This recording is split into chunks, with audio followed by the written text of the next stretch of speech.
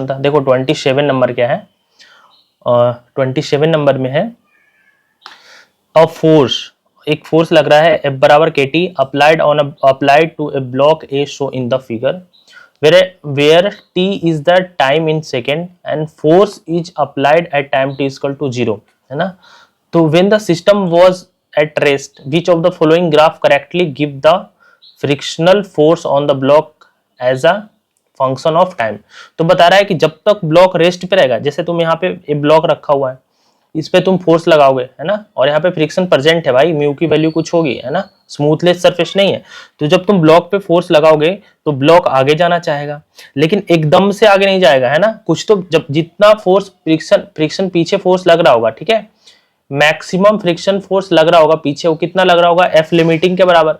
तो जब तुम एफ लिमिटिंग से ज्यादा फोर्स लगाओगे, है ना, तभी तो ये ब्लॉक आगे जाएगी। जब तक एफ लिमिटिंग के बराबर फोर्स होगा तब तक ये ब्लॉक क्या होगी, ब्लॉक क्या होगी, रुकी हुई रहेगी, है ना, ठीक है। ठीक है, तो अब देखो हमें फ्रिक्शन फोर्स निकालना है, स्पेशली जब तक रेस्ट पे लगेगा, है ना, ठीक है। तो इसका करेक्ट ऑप्शन क्या आएगा, करेक्ट ऑप्शन देखो कैसा आएगा। देखो फोर्स लगाओगे, अब जब मान लो कि तुमने, अच्छा मान लेते हैं कि, मान क्या लेता हूं मैं इस वाले केस में, कि ये जो एफ लिमिटिंग की मैक्सिमम वैल्यू कितनी है, 100 न्यूटन, मतलब जब तुम 100 न्यूटन लगा दोगे, है ना, मैक्सिमम फोर्स लगा दोगे, है ना, तो ये एफ लिमिटिंग के बराबर हो जाएगा। और एफ लिमिटिंग मैक्सिमम वैल्यू होती है ना, इससे कम होगा काइनेटिक फ्रिक्शन और इससे कम होगा स्टैटिक फ्रिक्शन, ठीक है। तो मैक्सिमम वैल्यू क्या है, एफ लिमिटिंग। जब तुम एफ लिमिटिंग लगा दोगे, 100 न्यूटन लगा दोगे, है ना, तो इससे थोड़ा सा कम होगा लिमिटिंग और काइनेटिक, मतलब 98 और 99। तो ये ब्लॉक को चलना ही है, मतलब हमें क्या करना है, एफ लिमिटिंग के फोर्स से थोड़ा सा कम फोर्स लगाना है, तब तक ये ब्लॉक, कब तक, जब तक ये ब्लॉक रुका रहे। तो जब तुम मान लो कि तुम पहले लगाओगे 1 newton, time T equal to, जो टाइम बढ़ेगा ना तो फोर्स की वैल्यू भी बढ़ेगा। 1 न्यूटन नहीं चलेगा, 2 न्यूटन नहीं चलेगा, 3 नहीं चलेगा, 4 5 6 ऐसा कर करके तुम टाइम बढ़ाओगे तो फोर्स बढ़ेगा।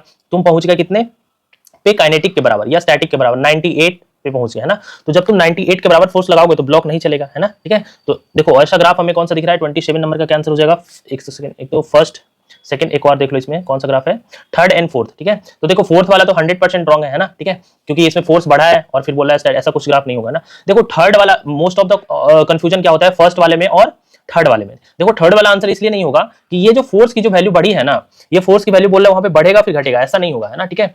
तो ऐसा अगर हो जाएगा ना, और फिर बाद में क्या है कि बाद में जो फ्रिक्शन फोर्स है वो कांस्टेंट हो गया, मतलब ये वाली जो वैल्यू हो गई कहीं ना कहीं ये वाली लिमिटिंग को रिप्रेजेंट कर रहा होगा, एफएल को।